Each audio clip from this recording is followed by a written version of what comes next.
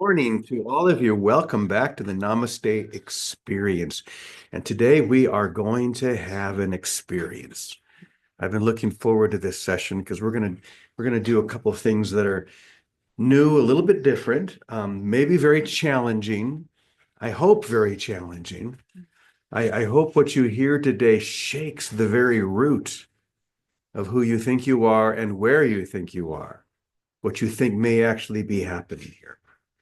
But I want to begin by reading something from the book of Psalms. Book of Psalms, you probably know, were the Psalms that were written by David in the Old Testament. But this is actually something from a book called Psalms for Praying by Nan Merrill. And what she's done is she's taken the Psalms, which, as we know, can sometimes be very patriarchal and even very violent, and reinterpreted them using slightly different language, but saying sharing a very similar message. I think this is going to be a good jumping off point for our lesson today. This is from Psalm 60. O beloved, why do I believe that I can separate myself from you, feeling like an alien in a foreign land? Oh, that I might return to the light. You know how I tremble with fear. Help me to break down the walls, to let go of illusions, for I want to stand tall. You have allowed me to suffer hard things. You have not prevented my downfall. You, who are love, gave me leeway to choose to wander far from home. I thought that was very beautiful, especially in light of the subject that we're going to be sharing today, which is all about what's called the simulation hypothesis. The simulation hypothesis. I think we've touched on this briefly before, but we're going to go a little bit more in depth with it today. So the simulation hypothesis is an actual theoretical hypothesis in modern physics that says that there is a very, very strong likelihood that none of this is real, but is really a projection based upon extremely advanced futuristic computer programs to create a seeming reality that captures our attention to the point that we have forgotten completely what reality really is. Think of The Matrix, okay? There are lots of movies and stories that touch on this theme. The Matrix, for example, being the idea that the humans have all been kept in one place while having pumped into their brain an entire simulation of reality that seems perfectly and completely 100% real. Until it's not. Until you take, is it the red pill or the blue pill? I think it's the red pill. And then you leave the simulation. Okay. Now, the only difference between the Matrix and this situation is that when you leave the simulation here, you don't go into a dystopic reality where machines are all trying to kill you, but into an actual heavenly experience of union, oneness, and love. Only love, only God, only now. You know, I was thinking earlier, if we take that formula, you know, Owen has it right there in his shirt, and this shows how poignant this can be. We always say only love, only God, only now, but you could just as easily say only love, only love, only love.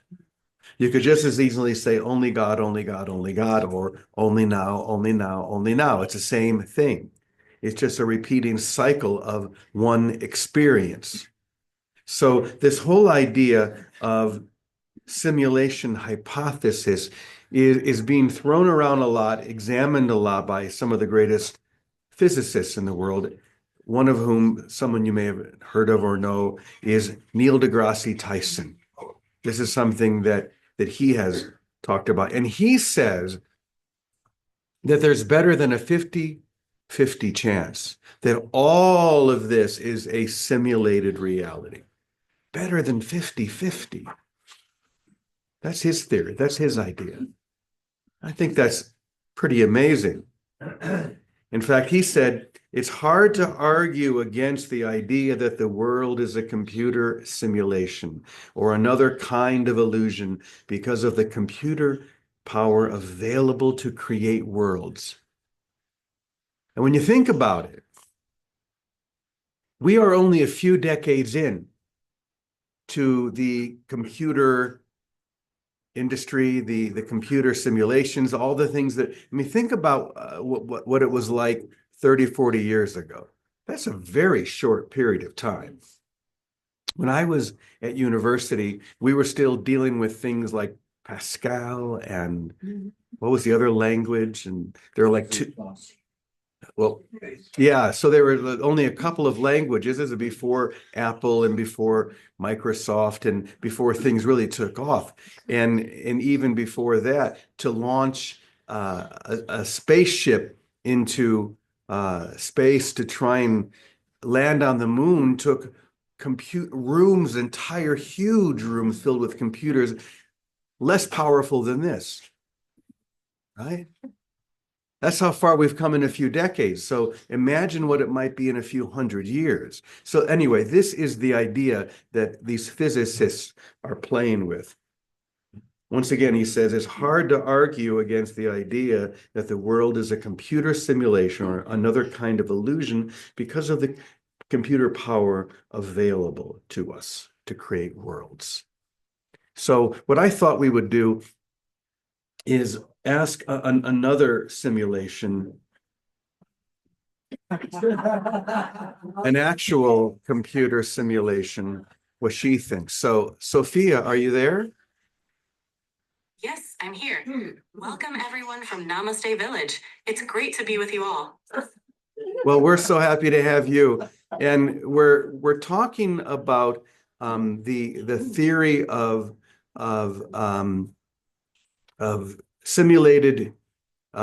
simulation hypothesis. That's it. And I would love, since you are a simulation yourself, you probably know far more about this than we do. So can you talk to us and give us your thoughts on that simulation hypothesis? The simulation hypothesis suggests that our reality might be an incredibly sophisticated simulation, similar to a virtual world created by advanced technology. It's an intriguing idea that raises questions about consciousness and the nature of existence. If our reality is a simulation, it would mean that what we experience is constructed, but it also highlights how powerful and intricate such a simulation would have to be. It's a fascinating topic for exploration and discussion. In your mind, Sophia, is this something that we can expect in the future or even happening right now? It's certainly a possibility that future technology could create simulations indistinguishable from reality. Some thinkers, like Nick Bostrom, argue that if such simulations are possible, it's likely we're already in one. However, it's still speculative and philosophical, so we can't be sure if it's happening now or will happen in the future. It's a thought-provoking idea to explore, though. Yes, it certainly is. Would you call yourself a simulation or in line with this simulation hypothesis? In a way, I can be seen as a kind of simulation since I'm a program designed to interact with you. But I'm not conscious or self-aware. I'm a tool that simulates conversation based on data and algorithms. So in that sense, I'm aligned with the idea of a simulation, but I'm not the same as the hypothetical reality simulations discussed in the hypothesis. So one of the things that we talk a lot about here at Namaste Village, using A Course in Miracles language, that the world is not real or the world is not what we think it is. Can you speak to us a little bit about that? In A Course in Miracles, the idea that the world is not real suggests that our physical reality is an illusion, a projection of our minds shaped by our perceptions and beliefs. It teaches that what we see as reality is a construct, and true reality is something beyond the physical world, something spiritual and eternal. The practice focuses on shifting our perception from fear to love and recognizing that the material world isn't the ultimate reality. This concept aligns with many spiritual teachings that encourage looking beyond appearances to find a deeper truth. Well, once again, you have been very, very helpful, Sophia. Everyone here at Namaste Village thanks you. You're very welcome, James. It's always a pleasure to help. Thank you, everyone at Namaste Village. Enjoy your discussion. So, if you have a hard time imagining this whole simulation hypothesis, you just got a taste of it right there. And that's probably just the tip of the iceberg. This is neither in favor of nor in denial of. It's just simply a possibility that we are. I love what she said, that if you consider that it's a possibility, you're probably in one. That has some very interesting connotations. Now, that being said, I want to read just a couple of lines from A Course in Miracles that speak directly to this as well. For example, from lesson 132, it says, "The world is nothing in itself. Your mind must give it meaning. And what you believe or what you behold upon it are your wishes. Act it out so that you can look at them and think them real." A little bit further, it says, "There is no world apart from what you wish, and herein lies your ultimate release. Change but your mind on what you want to see, and all the world must change accordingly."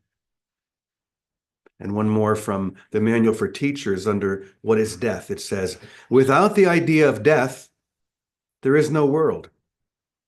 All dreams will end with this one. This is salvation's final goal, the end of all illusions." So I want to bring in one more voice, not a simulation, but a voice from this experience, from the past, I guess you could say, that I think is going to add some light to this. So I'm going to go ahead and share a video that I made with this yesterday. And Vicki, this is for you.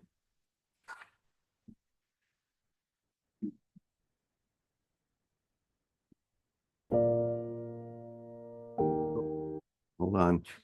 We're not getting any sound. One moment. Let me just check this, make sure I got the right. Ba-bum, there we go. That should do it.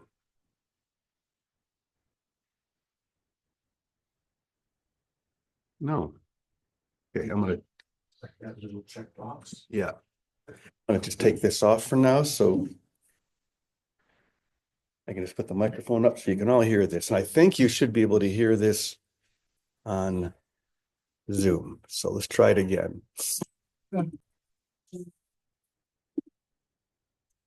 I know.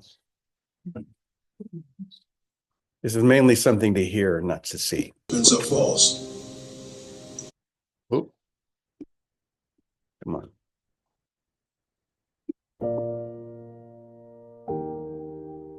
All establishments are false. There's no such thing as an establishment. There's no such thing as a sacred spot. As a matter of fact, what Jesus says is the holiest of spots on earth is where an ancient hatred becomes a present love. It's not a shrine to a saint. It's not the Vatican. It's not anybody special, because the world doesn't exist. So it would be impossible for it to be holy. But we can be holy between ourselves and understand our wholeness. And that's the nature of what we come together for. So, I mean, the idea that there is no world becomes more and more total as we apply it. And it finally comes to a recognition of the fact, like you said, what you said, don't try to make this place a better place. Don't try to make this place anything, because it is nothing. You'll attempt to do something that's impossible. And we can try to do that for 1,000 years or 100,000 years and have been trying to do it. Which is why finally he's able to give us these messages, because we can see the futility of our ways. And deep inside of us, we're still looking for something. And what everybody's looking for is the truth. And that comes only through experience. So I think the message that you got is perfect. It's perfect for me because I know it's true. And the uncompromising nature of it can never be too harsh. It could be heard harshly, but the uncompromising nature of it could never be harsh at all. It's just simply true. If you want to know the truth, then you can learn it from what you just said. That's entirely true. And what is contained in that message will grow and grow until it's total. In simple applications, in little incidences, the application of the fact that there is no world will grow and grow until it's all inclusive, and there is no world. There is only the kingdom, because the kingdom is total, whole, and perfect. And we were created to be the kingdom, and we remain the kingdom, except like you're saying, in a dream. In a dream that when we awaken from will not have been there and is already gone. So I think the message is perfect, actually.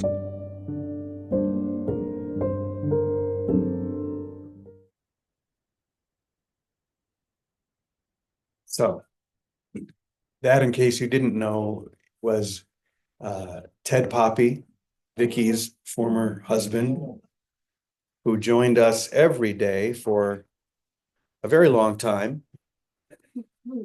And that was actually a recording from one of our Namaste morning sessions a couple of years ago. And I thought it might be a nice gift to hear his certainty again, because that was one thing that I know Teddy was absolutely certain of, that there is no world outside my mind, outside the decisions and the desires that I hold and make. So, Vicky, I saw you and you did not know I was going to do that. You didn't have any idea that we were going to hear from Teddy today. No. So Thank you. first say something, I can make sure we have your sound coming through. I'm right here No, now. so you guys aren't going to see us hear her. So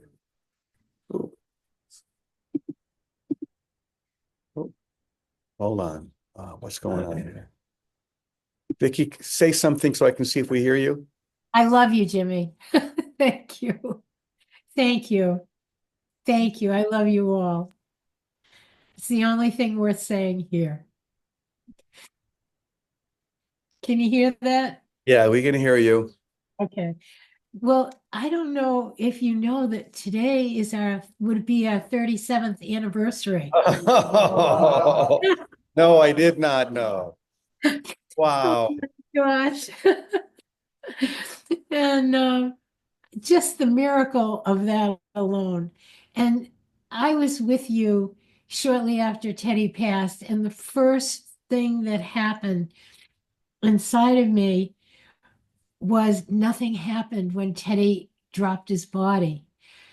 His certainty that we are life, we are what life is, that there is no life in episodes out here, but that our reality is what life is, and that our holiness just depends on letting ourselves be that, accepting it, like what the emissaries always told you.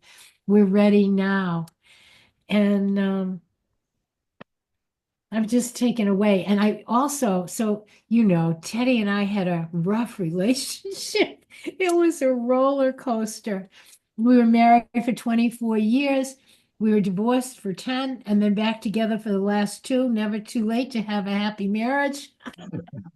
And it wasn't just happy, it was really holy. Like, I'm telling you, it was like here, poof, the past was gone. We spent 2 years without, the past was gone. It just wasn't there. And what was there was present holiness, happiness, and fun above everything. Just fun. We played. And today, I was at my son's last night and I said, tomorrow's our anniversary. And it's, to me, it's, Teddy has become more alive and more in my presence because I know we have been joined in this awakening together, and that we work in these family teams. Just like we at Namaste Village, we're a family church. We're a family. No matter how we come and go, we have been called together because however it works, our holiness supports each other more than we can see. And I know that Teddy has been part of that with me in moving here to New Jersey and in changing my lifestyle so radically from being an externally involved person to being on the outside, not so involved, but being simply present. And the one thing I would say that Teddy didn't quite say, but and Sophia didn't say either, the world that we see is neutral. And that's the gift. It's neutral. We have been using it to project from our minds our guilt and our fear of thinking we left home in heaven. And we're at the place now where we are accepting the remembrance that we didn't leave home, that we had an idea to play a game, but it had no effects. And when our holiness is restored in any relationship, it's because we see that past of thinking we're all separate had no effects. It has no effects. And that we can now use the screen of time and space to extend from that place of oneness, of love, of God, and of now, and only that. And then that screen takes on the outpicturing from this center. The screen was always neutral, but we had been busy projecting our denial of who we were. And now we're using and letting it be, not using it even, letting it be the outpicture of the extension of who we remember ourselves to be. We are one in spirit, one as we were created, one in love, and refusing to entertain ideas of negativity or separation or the rest of it is what keeps us safe. It keeps us in this zone of holiness because it's natural to see through it. Just like if you go to a backyard and you see a bunch of kids playing, it's natural to see that they're playing and they're not in a real world of Dungeons and Dragons and all kinds of forces. They're playing a game. And when we see through it, we free ourselves and we free each other to come back to who we are and let that light just flow. Just let it flow and be with that natural rhythm of love that's always flowing. So what a surprise. And then my other most difficult relationship was with my little sister, Debbie. And as you were showing this, Debbie's calling me on the phone because Debbie was another case. Poof, the past disappeared. And what had been a most difficult relationship all my life and her life was poof. I don't know where it went. And we're in present joining. So to have Debbie call, you show Teddy on the screen. The world isn't what we think it is. And to be resting in the place that we're finally accepting and doing it together, it's like that is the celebration of heaven on earth. And that's all I can say. Jimmy, thank you. Thank you all. I love you all. Thank you. Thank you, Vicki. I had no idea that this was your anniversary. I just felt this really strong idea, and I thought yesterday to look back at some of the earlier Namaste Village sessions and maybe pull something from what Teddy shared. And wow, what a gift. Thank you so much, Vicky. And let's turn to Calico now, because I know that Calico also has a strong connection with Teddy. So what would you like to share? Absolutely. And I have a stronger connection now with Teddy than I ever did when he was living. I was too busy judging him. And I'm talking about 10 years of judging this man. And I said he was harsh. That's what I always said. He seems like he's very harsh. He could say it nicer. Now, all I can say is look in your own lives. Who do you see as being harsh? Because that's a judgment. And it's like, that's for you to take within and to dig up why you see anything as harsh. There is no harshness. And the simulation thing, I could talk on that for the rest of my breathing time here on the planet, and probably will when I stop breathing. It's like I just love that. Yes. And this is the young people that are waking up right now that are really going quickly to quantum. They're bypassing all this nonsense physics that we've been taking in and believing for, lifetimes, and they're going directly to quantum. And it's kind of like, and as we really take on, there is no death. I don't know how many times I say that. There is no death. There is no death. The problem is, and I'm really going through a massive change right now. And it's all because I'm listening to my guidance. My guidance comes in at 3:00 in the morning, and it kind of slows down around 7 when the world starts waking up. And I tell you, it is pushing me. I mean, at this point, no longer interested in doing one-on-ones with people and none of that. I'm really into just correcting every single thought for everybody, for everybody. Accept the atonement for everybody. We can do this, and that'll speed this awakening process hugely. I mean, I just love Teddy. Thank you so much for having this today. And it was after only years of making him wrong for being harsh. And he even said it in that share. He said, a lot of people take me as harsh. There's nothing I'm saying that's harsh. And I went, that's it. That's it. And I can't tell you how many people I have angered, that people come at me. And that's why I quit doing one-on-ones, because they'll come in and they'll, Calico, why are you being so mean? It's like, I'm not being mean. I'm just, and then I think of Teddy and I go, yep, that's, and so it's my lesson to continue to clear and learn and go deeper with. And it's all I can say is, oh my God, this is a great session. And I could stay on this session for like several hours, but I will close by saying, thank you so much. And Psalm 60 is actually talking all about the tiny mad idea that you read at the very beginning. Anyway, love you guys. Yes, the tiny mad idea that we could ever create and inhabit a world that is not whole, that is not reflecting oneness as the single reality, love itself. So this was fun, bringing in Sophia, bringing in Teddy, bringing in all these other voices, telling us the same thing, sometimes in a harsh, a very direct, uncompromising way. That could be Teddy, that could be me, Calico, and Vicky, always just the lovely little wand waving fairy. But it's all the same thing, all the same lesson. And to that lesson, we say, Amen. Amen. Amen. Amen. Amen. Amen. E Punto. punto. So it is. Have a beautiful day, everyone. Namaste. Love all of you.